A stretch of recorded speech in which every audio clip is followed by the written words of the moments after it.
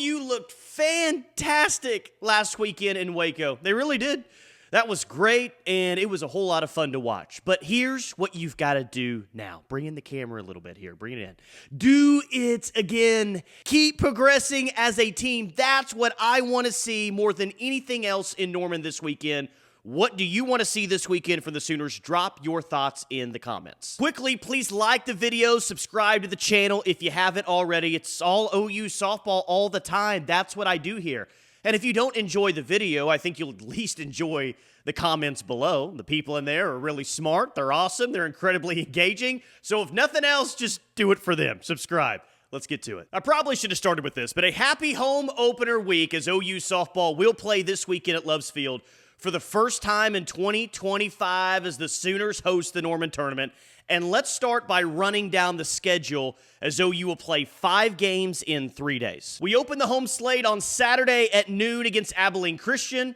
Could be another chilly day, but not nearly as bad as it's been so far this week in the state of Oklahoma. Sooners will play Abilene Christian first and then Bowling Green for the second game of the doubleheader at 2:30. Sunday will be another doubleheader against 2 familiar non-conference foes, Wichita State at 11 a.m. and then Tulsa at 1:30. Weather looks to be a little bit warmer for day 2 of the Norman Tournament. And then we'll close it out on Monday for a matinee matchup, 1:30 first pitch against Abilene Christian. Looks like it could be a very nice afternoon for softball on Monday. Monday looks like it could be the best day weather-wise for the 3-day Norman Tournament. So let's rank the 4 opponents that OU will face this weekend. At 4, I have the only team that the Sooners will play twice. Abilene Christian, 1-9 so far this season, run ruled by Baylor, Purdue, and Iowa. Lost to Texas A&M, 1-0, played the Aggies very tough. But their lone win was against East Texas A&M, a team OU actually played on the road during the fall season. Their school had a different name at that point, but a team that OU did play during the fall, and Abilene Christian picked to finish 8th in the 9-team WAC preseason poll. I've got ACU at number 4 in terms of teams OU will play this weekend. At 3, I have Bowling Green, 2-3 on the season, losses to Akron and USC Upstate twice, picked to finish dead last in the MAC this year. Last out of 11 teams. It's a team OU should handle. I've got Bowling Green at number 3. The second best team OU is going to face this weekend is Tulsa. 5-5 on the season, pushed Texas in that first weekend, lost 4-2 to the Longhorns. They also lost 8-0 to a very good Tennessee team. So TU will come into Norman very tested thus far. Their wins are against Bryant, A&M Corpus Christi, Nichols, and Lamar. Tulsa was picked to finish 6th in the American this year. And one thing we know, Tulsa will go all out when they play the Sooners. We know that about TU. Golden Hurricane come in at number 2. And at number 1, I think Wichita State is the best team OU will face this weekend. 6-4 on the season, played in the Clearwater Invitational, was 1-4 with their lone win coming against Liberty. But they lost to 4 really good teams: Kentucky, Texas A&M, San Diego State, who the Sooners have already seen, and Florida State as well. So no shame in any of those 4 losses. They're also very tested coming into Norman. Wichita State does have a couple of solid wins so far: Liberty, Grand Canyon. Wichita State was a team that's actually picked to win the American. So you'll see the Shockers on Saturday, but don't be surprised. You could very well see them back in Norman for a regional later in the season. All right, how about the 3 biggest storylines going into the weekend? What's your biggest storyline? Drop it in the comments. But number 1 for me is the thing that I left most excited about from the Getterman Classic: growth. Keep getting better. No regression this week. I'm passionate about this because I think it's very, very important. OU is better than every single team they play this weekend. But I don't care. Show me more growth. Capitalize off the momentum that you took away from Waco, and let's continue to improve and look like an even better team from last week. Because here's the thing. The overall goal isn't to go 5-0 this weekend. The overall goal is to win the national championship. And no, you can't win the national championship this weekend in February, but you can continue to progress and grow into the team that you're going to need to be in June to win a national championship. No regression this weekend. I don't want to see it.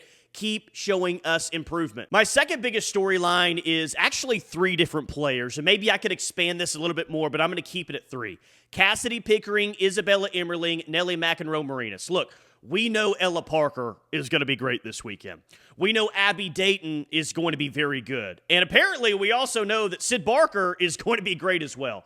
But let's see a complete lineup this weekend. Let's see teams walk or even pitch away from Ella Parker only for the hitters behind her to hurt those opposing pitchers. I really feel like this weekend is a great spot for the entire OU lineup to get hot and to get going a little bit. So let's see. Top to bottom, let's see the offense hit the ball hard.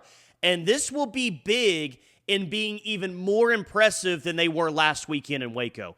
If the complete OU lineup has a great weekend, I think it's going to be a great start in having the best weekend so far of this young season for OU. Third biggest storyline for me is Kierston Deal. I like what I've seen from KD in her last two starts. She's been really good, and I want to see her keep that momentum as we move forward. She's going to get another start this weekend, potentially even two. So let's see her continue to do what she's done recently, which is attack the strike zone and do it with a lot of confidence. I think OU has 5 legit arms right now. That is an incredible spot to be. But they're going to be in an even better spot if Kierston Deal has her best year yet in an OU uniform. It's early, but it really feels like she's trending that way. But it's all about consistency with KD. So let's see her have another start where we come away from it very, very impressed. How about MVP of the week? Something I'm 0 for 2 on so far this year. And hey, it's dumb at this point if I don't go with Ella Parker, right? It's not smart at all. She's been the SEC Player of the Week for back-to-back weeks. But I guess I'm going to be dumb. I just said it's time for Pickering to have her best weekend. I think it's coming. She will lead the team in home runs this weekend. I'm calling it. No disrespect to anyone else. I can't. I said it out loud. I can't believe I'm not picking Ella Parker for MVP of the week for this team. But I'm not going to because I don't want to jinx her into a bad weekend. And then you guys blame me in the comments, so I'm not doing that. So let's go with Kasidi Pickering. I'm not jinxing her. She's going to have her best weekend, her best offensive weekend yet. She hits the ball hard all 3 days. Let's get hot, Kasidi Pickering. All right, prediction time. And unlike MVP of the week, I've actually been pretty good at this. Maybe not nailing the exact final scores, but I am 10 for 10 so far this year, so let's keep that up. Saturday against Abilene Christian. I like OU a lot here. Started fast last weekend against Hofstra. Let's do it again against Abilene Christian. Weather won't be fantastic, but it wasn't last week, and it was fine. It's okay. OU rolls to a 12-0 win to open the Norman tournament. Pitching is good. Offense consistent throughout the game. This is a game OU should handle easily, and it's very important that they do. This is the tone setter for the entire weekend, and let's see this team come out ready to play. I think you get more of the same game 2 of the doubleheader on Saturday because I think Bowling Green is going to suffer a similar fate. If blowouts are your thing, if that's what you enjoy, then I'd say find a ticket to Love's Field on Saturday because I think it's going to happen twice. OU scores early and often. Give me 10-0 OU over Bowling Green. Game 2 on Saturday. Sunday is going to be a little bit more of a test, though. Wichita State will be the best team OU plays, but I don't think the first loss of the year is coming against the Shockers. I'm not predicting a blowout or a run rule. I will be very impressed if OU run rules its way like they did last weekend. But I think OU, behind a more complete attack on offense, they're going to win this game 9-2. A solid win against a team that I think will be in the postseason. OU beats Wichita State 9-2 in Game 1 on Sunday. Game 2 against Tulsa. TU pushed Texas earlier this year. But I don't think that we're going to have a Sunday afternoon sweat. OU's pitching will be too much for the Golden Hurricane. And that offense, come on, guys. Prove me right this weekend. Let's go. OU cruises to a 10-1 victory over Tulsa.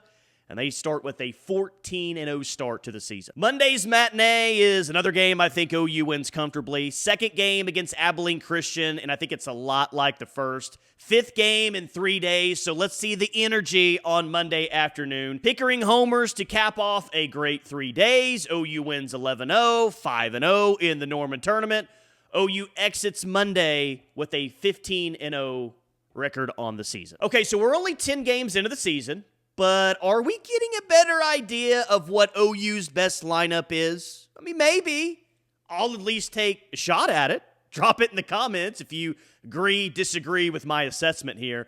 But here's currently what I'm thinking right now. It's going to change, but here's what I think right now is the best lineup. Let's start with defense. I've got Emerling at catcher, Sid Sanders at first, Ilana Agbayani at second, Gabby Garcia at short, Nelly at third, Pickering in left, Abby Dayton in center, and Ella Parker in right. She's played well there, I think, so far. And then, of course, I think Sid Barker at designated player. She can play short. I think she can play several defensive positions, but she's got to be in the lineup somewhere. We'll keep her at designated player. In the circle, doesn't matter. Pick between Sam Landry, Bella Smith. You can have one. I'll have the other. We'll both be really good. Doesn't matter. They're both incredible. And then for the batting order. Well, we know it changes a lot, but here's mine. Abby Dayton leading off. Ella Parker hitting second, Pickering hitting third behind Ella Parker, a very important spot in the lineup. Sid Sanders at cleanup, Sid Barker at 5, Nelly at 6, Agbayani at 7, Emerling at 8, and Gabby Garcia at 9. Clearly, that's subject to change, and it will for this team. There's no doubt about it. But after 10 games, that's my favorite OU lineup. But here's the good news, guys. There's more than just one winning lineup for this team. There's a lot of different combinations that would win a lot of games. But for now, through 10 games, that's my favorite OU lineup. So this was fun. On Monday, I got an opportunity to interview Abby Dayton on my radio show At the Ref. And I'm going to share a few clips from that interview. And let's start with this one. First, I asked Abby about when she first realized it was her dream to play at OU. And the funny part, what her first phone call was like from Patty Gasso. For you, and two, what was it like when you got that first phone call from Patty Gasso, the GOAT herself? Yeah, I would definitely say it's kind of crazy to be here now. Just looking back at it when I was 10 years old, it was always a dream to come here, but I think I kind of realized it once I kind of saw all the Batbusters go to Oklahoma, and then just being able to see what they do on and off the field. I think faith had a really big thing to do with me coming to Oklahoma, kind of put it in God's hands, and I just prayed about it over time. And when I got that phone call, it was really special to me. Actually, a lot of people don't know this, but I got a call from Coach, and I sent her a voicemail because I didn't know it was her number. And I ended up calling her back. She sent me a voicemail, and I was like apologizing out of my chest. I was like, I am so sorry. I had no idea who you were. And she's like, it's okay. But yeah, when I got that phone call, I kind of knew God put that in my hands for a reason. He wanted me to be here. And I'm just so happy to be somewhere where faith is so projected as a team. But yeah. Could you imagine growing up dreaming of playing for a school, dreaming of playing for a certain coach, and then that coach calls you to recruit you? That's amazing. That's pretty awesome. It's even better that she has that hilarious story to go along with it as well, that she's always going to have to tell when she talks about her first interaction with the GOAT, Patty Gasso, won all the national championships, going to win a gold medal in 2028. I love that story. Abby's awesome. That was pretty cool. Next, I asked her if, hey, Ella Parker is a teammate of yours. She's on fire offensively. Is she human at the plate? Abby, come on. 647 average, 22 hits and 34 at-bats, 14 RBIs in 10 games, and she's already scored 16 runs. Is Ella Parker human? I don't know if she is at the plate. I'm just like, give me some of that. Come on. Right. You could spare it. But yeah, she's superhuman. I swear. I'm like, you're not real. But I love hitting in front of her because I just have to jog around the bases at some points. I'm like, thank you.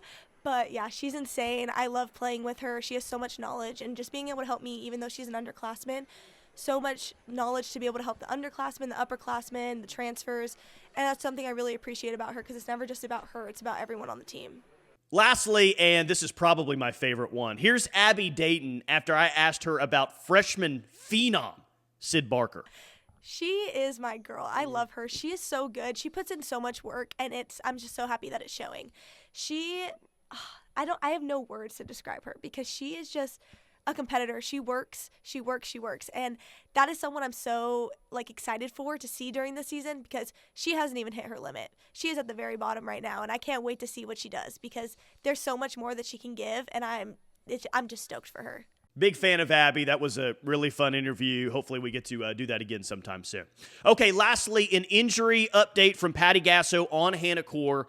Patty said this on Tuesday night, quote, "It was just a really hard sprain, but the boot is about to come off, so that's good news." So we didn't see Hannah Core last week, maybe not this weekend either, but nothing long-term, and that's always felt like the situation since that injury out in California. Still stinks to see her sidelined after everything she's gone through so far in her career, but she's going to be back, and I know we're all rooting for Hannah Core to have the best season possible, so hopefully that happens. Rooting for Hannah Core, that's for sure. So that's what you need to know for this weekend. As always, I appreciate you watching. Enjoy the softball.